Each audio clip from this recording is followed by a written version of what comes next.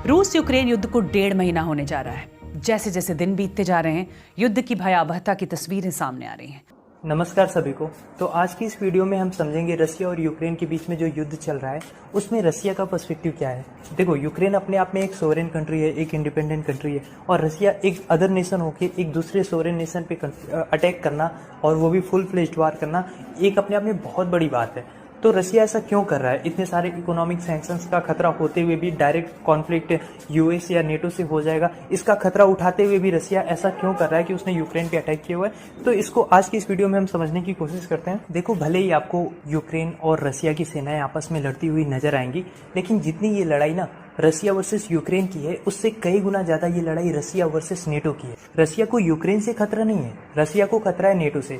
और जब यूक्रेन के बॉर्डर के पास रसिया ने अपनी सेनाओं को इकट्ठा करना शुरू किया था, यानी मिलिट्री बिल्डअप शुरू किया था, तभी रसिया ने पहली वार्निंग यही दी थी कि भैया नेटो अपना एक्सपेंशन बंद कर दे, यूक्रेन को उसमें शामिल ना किया जाए, क्योंकि रसिया बिल्कुल नहीं चाहेगा कि उसकी बॉर्डर लाइन के पास में नेटो अपनी क्रूज मिसाइल्स को, अपनी सेनाओं को उतारे। पर रसिया की इस वार्निंग को यूक्रेन ने और नेटो कंट्रीज ने सबने इतना लाइटली ले लिया, और इवेंचुअली हमने देखा कि जो मिलिट्री बिल्डअप रसिया ने शुरू किया था वो एक फुल फ्लेज्ड वार में चेंज हो गई। देखो, रसिया का पर्पस यूक्रेन को जीतना या उसको डिस्ट्रॉय करना मात्र नहीं है, क्योंकि अगर आप देखो रसिया और यूक्रेन एक लंबी बॉर्डर शेयर करते हैं। दोनों ही पहले सोवियत यूनियन के पार्ट थे, और दोनों केवल बॉर्डर ही नहीं शेयर करते हैं बल्कि हिस्ट्री, जियोग्राफी, कल्चर, बहुत सारा कुछ है जो एक दूसरे में पीपल टू पीपल वो लोग शेयर करते हैं।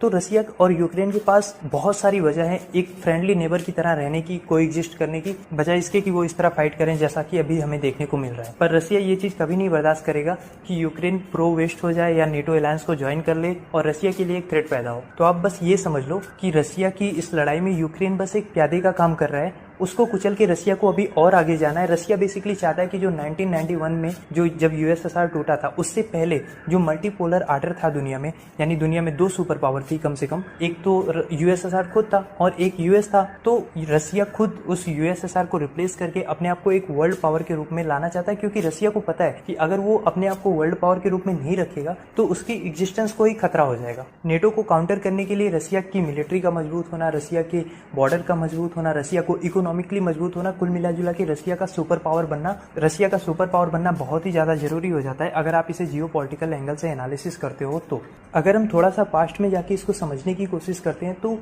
डेट था 25 दिसंबर 1991, जब यूएसएसआर यानी सोवियत यूनियन 15 कंट्रीज में टूट गया। जो उसका मेन उत्तराधिकारी था या जो उसकी मेन बॉडी थी वो हुई रशियन फेडरेशन। लेकिन रशियन फेडरेशन को यूएसएसआर के टूटने से बहुत ज़्यादा नुकसान हुआ। ये समझ लो कि रसिया की जो बाउंड्रीज 18 सेंचुरी में हुआ करती थी वो वापस से सिकुड़ के उतनी ही रह गई, और जितने भी सेक्रीफाइसेस सोवियत की रेड आर्मी ने, रसिया की इंपीरियल आर्मी ने जितने भी सेक्रीफाइसेस किए हुए थे, जितना भी इन्फ्लुएंस वर्ल्ड में कमाया हुआ था, जितनी भी डेवलपमेंट यूएसएसआर के फ्लैग के अंदर हुआ था, वो सब कुछ एक झटके में खत्म हो गया। आज भी अगर आप रसिया की फॉरेन पॉलिसी को, रसिया के लीडर्स की स्टेटमेंट को आप सुनोगे तो आपको पता चलेगा कि रसिया सोवियत यूनियन के ब्रेकअप से आज तक मूव ऑन नहीं कर पाया है। उसे पता है कि उसका कितना ज़्यादा लॉस हो गया यूएसएसआर के टूटने से। यूएसएसआर के टूटने के बाद दुनिया में मात्र एक ही सुपर पावर बची थी, वो था यूनाइटेड स्टेट ऑफ अमेरिका, क्योंकि यूएसएसआर के उत्तराधिकार में रसिया को सुपर पावर होने का स्टेचर तो मिला नहीं। इसके अलावा जो भी यूएसएसआर के अंडर टेक्नोलॉजिकल डेवलपमेंट हुई थी, इंफ्रास्ट्रक्चर डेवलपमेंट हुआ था, इंडस्ट्रियल डेवलपमेंट हुआ था, जितनी भी हार्मनी थी, सब कुछ खत्म हो गया। बहुत ज़्यादा ब्लड शेड हमें देखने को मिला, और कम्युनिज्म को जो एक ग्लोबल फोर्स मिला था, जो कम्युनिज्म को आगे बढ़ा रहा था, वो खत्म हो गया, और रसिया तो अब सुपर पावर रहा नहीं।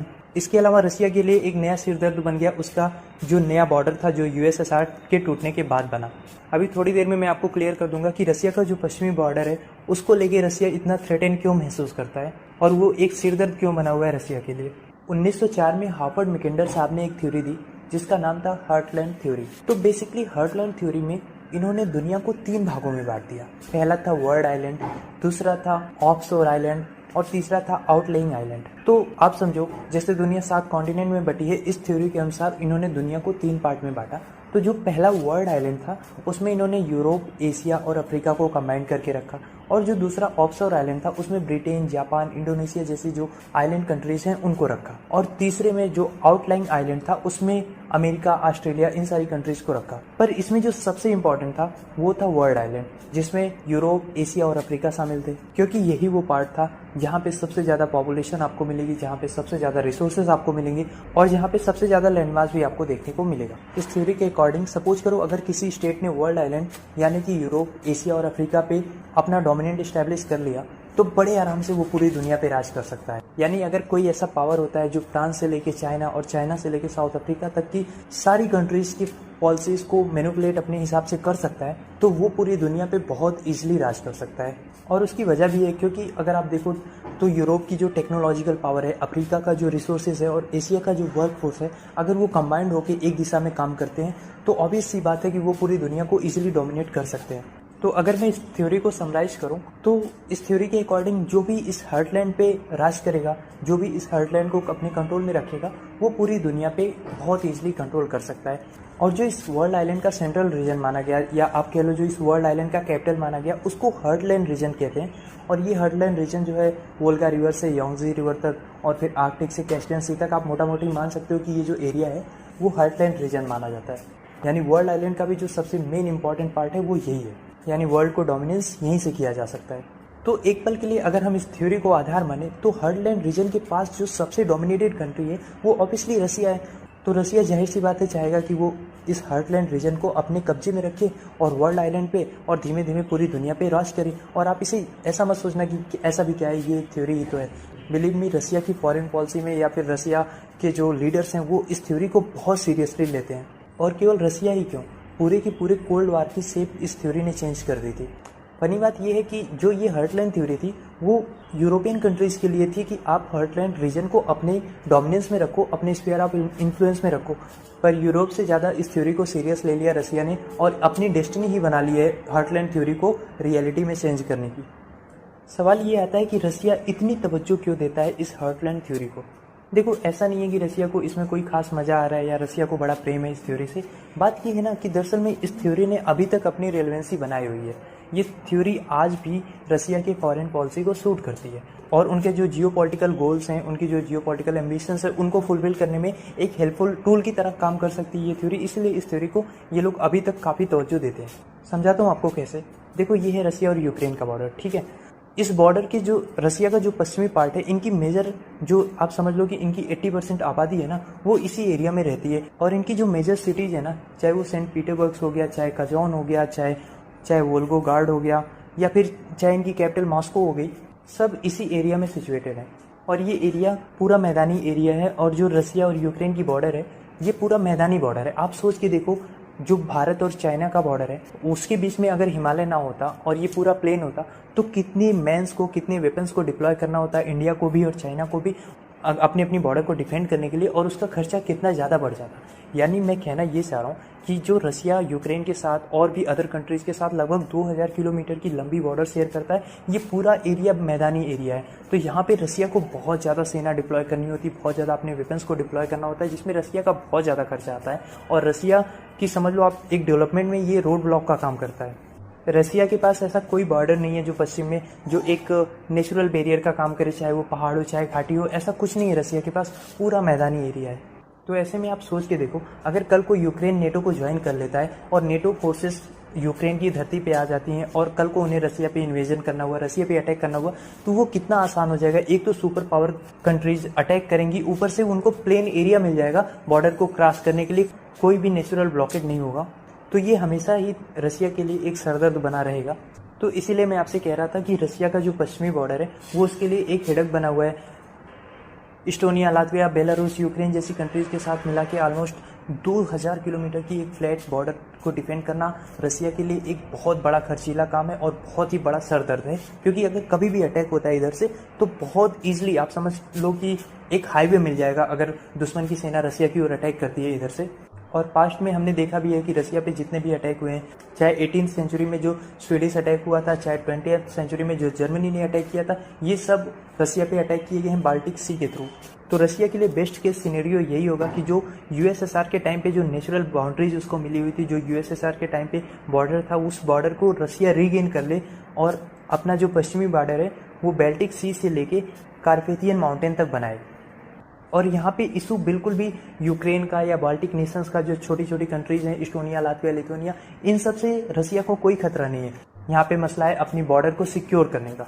अब आप सोच के देखो, जो इस्टोनिया, लातविया, लिथुआनिया जैसी कंट्रीज हैं, ये कभी रसिया पे अटैक नहीं करेंगी। ना तो इनके पास इतनी मैन पावर है, ना तो इनके पास इतनी वेपनरी है कि ये रसिया को एक दिन भी काउंटर कर पाए। लेकिन समस्या ये होती है कि जैसे जो बाल्टिक नेशंस हैं, उन्होंने नेटो को ज्वाइन किया हुआ है, नेटो की फोर्सेस वहाँ पे ऑलरेडी हैं, तो ये एक जोन दे देती हैं, एक चैनल दे देती हैं जिसके थ्रू नेटो की फोर्सेस रसिया में इजीली इंटर कर जाएंगी। और इसके थ्रू और नेटो ईस्ट की तरफ जितना ज़्यादा एक्सपैंड करेगा, रसिया के ऊपर ऑटोमेटिकली उतना ही प्रेशर बढ़ता जाएगा। और जियोपॉलिटिक्स में आप ऐसा बिल्कुल नहीं सोच सकते हो कि अरे ऐसा कभी नहीं होगा कि अटैक नहीं होगा। आपको सारी पॉसिबिलिटीज़ को लेके चलना होता है। तो रसिया यही इंश्योर करने की कोशिश कर रहा है कि उसकी जो बॉर्डर का इशू है, जो उस पर लगातार एक अटैक होने का थ्रेट बना रहता है रसिया की इतनी ओपन बॉर्डर होने की वजह से, जो मैदानी इलाके से गुजरती है, तो रसिया उसको कुछ नेचुरल बाउंड्रीज देना चाहता है ताकि फ्यूचर में जब कभी भी ज़रूरत पड़े तो वो नेटो के इंकर्जन को काउंटर कर सके। देखो, युद्ध को आप किसी भी तरह से जस्टिफाई नहीं कर सकते हो, वो कभी भी अच्छा नहीं होता। लेकिन अगर अच्छाई बुराई को एक जगह रख दो और केवल जियोपॉलिटिकल एंगल से देखो, तो रसिया के इंटरेस्ट में यही होगा कि बाल्टिक सी से लेके कार्पेथियन माउंटेन तक का एरिया जो है वो उसके कंट्रोल में आए और अपने लिए रसिया एक नेचुरल बाउंड्री तैयार कर सके। तो अगर कल को रसिया बाल्टिक रीजन पे अपना कंट्रोल कर लेता है, तो एक तो रसिया को डायरेक्ट एक्सेस मिल जाएगा बाल्टिक सी का, और दूसरा जो रसिया का एक रीजन है कलिंगार्ड, जो अभी तीनों ओर से इंसर्कल है नेटो कंट्रीज के द्वारा, उसका डायरेक्ट एक्सेस भी रसिया को मिल जाएगा। तो अब आप समझ गए होंगे कि जो रसिया ने यूक्रेन पे इन्वेजन किया है, वो बस उसके एक लॉन्ग टर्म जियोपॉलिटिकल गोल को फुलफिल करने का एक रास्ता है। कोई बड़ी बात नहीं होगी कि कल को रशियन फोर्सेस यूक्रेन से वापस ही ना जाएं और यूक्रेन को रसिया का पार्ट ही बना लें। तो जो हम मीडिया में रिटोरिक सुनते हैं कि रसिया ने डोनबास पे कंट्रोल कर लिया, खार्किव पे कंट्रोल पा लिया, कीव पे कंट्रोल पा लिया, कल को कोई बड़ी बात नहीं है कि रसिया पूरे यूक्रेन पे ही अपना कंट्रोल बना के रखे। और सीधी सी बात है यार, अगर रसिया को कार्पेथियन माउंटेन को अपना बॉर्डर बनाना है तो ऑब्वियसली उसे पूरे यूक्रेन को ही अपने कंट्रोल में रखना होगा। इसके अलावा उसे मोल्डोवा और बेलारूस को भी अपने कंट्रोल में लेना होगा। और जहाँ तक बात रही बेलारूस की, तो वो तो अभी भी काफ़ी हद तक रसिया के ही इन्फ्लुएंस में है। यहाँ तक कि जो बेलारूस के प्रेसिडेंट है लुकाशेंको, वो बेलारूसियन सिक्योरिटी काउंसिल से बात करते समय जिस मैप का यूज़ कर रहे थे, उसमें आरो जो था वो मोल्डोवा की तरफ ही पॉइंटेड था। तो जिससे लग रहा है कि रसिया का अगला टारगेट, अगर रसिया ने जैसी एक्सपेक्टेशन यूक्रेन में रखी थी वैसी सक्सेस अगर यूक्रेन में उनको मिली होती, तो अब तक कोई बड़ी बात नहीं होती कि हमने मोल्डोवा में भी फाइट स्टार्ट होते हुए देखी होती।